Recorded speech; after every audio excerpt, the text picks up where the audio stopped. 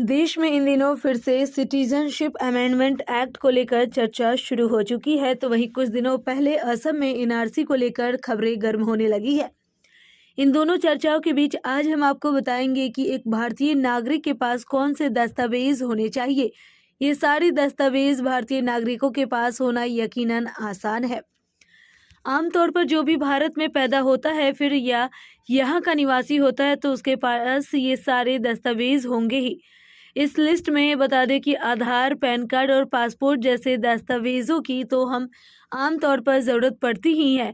हम ये भी देखते हैं कि संविधान में नागरिकता को किस तरह से परिभाषित किया गया है। संविधान में विभिन्न अनुच्छेदों के जरिए नागरिकता को परिभाषित किया गया है। इन अनुच्छेदों में वक्त वक्त पर संशोधन भी किए गए हैं। संविधान का अनुच्छेद 5 से लेकर 11 तक नागरिकता को परिभाषित करता है। इसमें आर्टिकल 5 से लेकर आर्टिकल 10 तक नागरिकता की पात्रता के बारे में बताता है। वहीं आर्टिकल 11 की बात करें तो आर्टिकल 11 में नागरिकता के मसले पर संसद को कानून बनाने का अधिकार देता है। नागरिकता को लेकर साल 1995 में सिटीजनशिप एक्ट पास हुआ। एक्ट में अब 4 बार साल 1986, 2003 और 2005 और 2015 में संशोधन भी हो चुके हैं। तो वहीं इसके अनुसार अगर ये दस्तावेज आपके पास होंगे तो आप इस सूची में शामिल हो सकते हैं।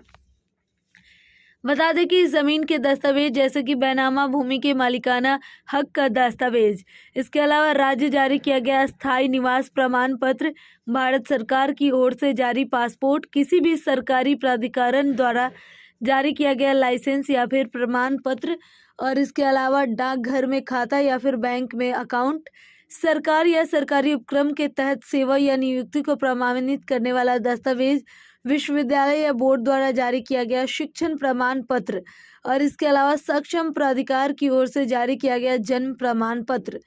तो वहीं संविधान में भारतीय नागरिक को स्पष्ट तौर पर परिभाषित किया गया है। संविधान का आर्टिकल 5 कहता है कि अगर कोई व्यक्ति भारत में जन्म लेता है तो उसके माँ बाप दोनों या दोनों में से कोई एक भारत में जन्मा हो तो वो भारत का नागरिक होगा।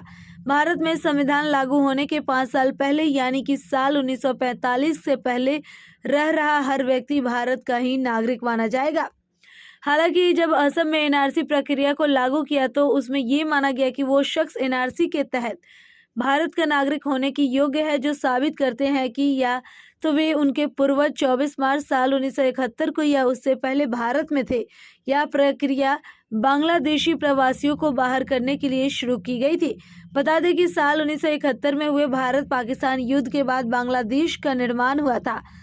अगर कोई भारत में जन्म नहीं लिया हो लेकिन वो यहाँ रह रहा है, उसके माँ बाप में से कोई एक भारत में पैदा हुआ है तो वो नागरिक भारत का माना जाएगा। अगर कोई व्यक्ति यहाँ 5 साल रह चुका है तो वो भारत की नागरिकता के लिए अप्लाई कर सकता है।